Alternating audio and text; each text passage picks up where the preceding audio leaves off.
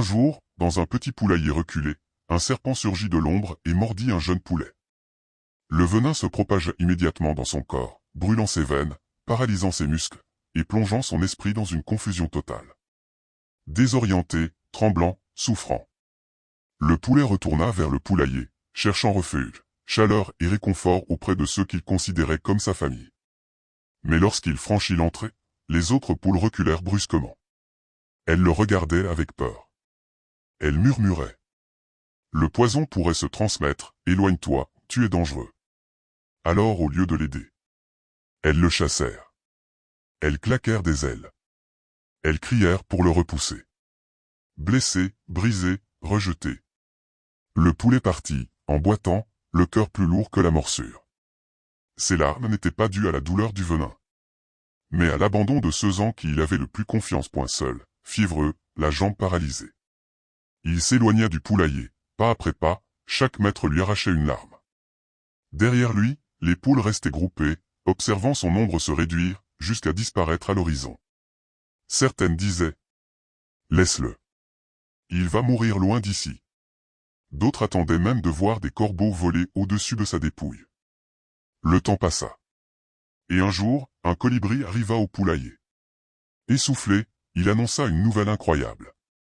« Votre sœur est vivante. Elle s'est réfugiée dans une grotte lointaine. Elle a survécu, mais elle a perdu une jambe. Elle n'a presque rien à manger.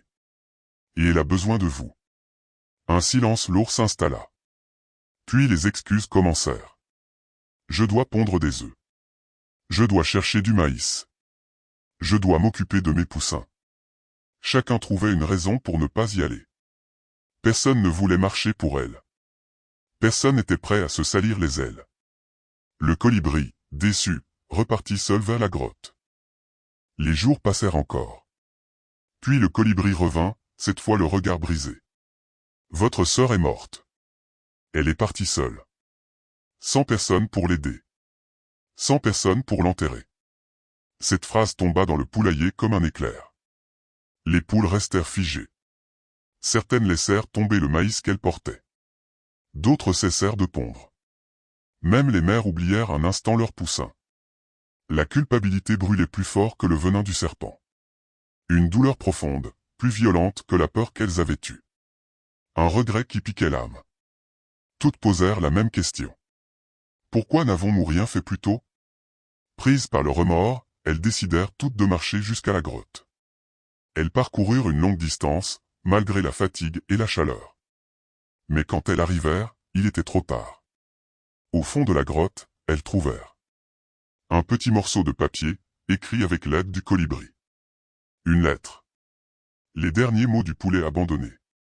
Elle disait « Risque, dans la vie, les gens hésitent souvent à faire un pas pour vous aider lorsque vous êtes vivant. Mais ils parcourent des kilomètres pour vous enterrer une fois que vous êtes mort.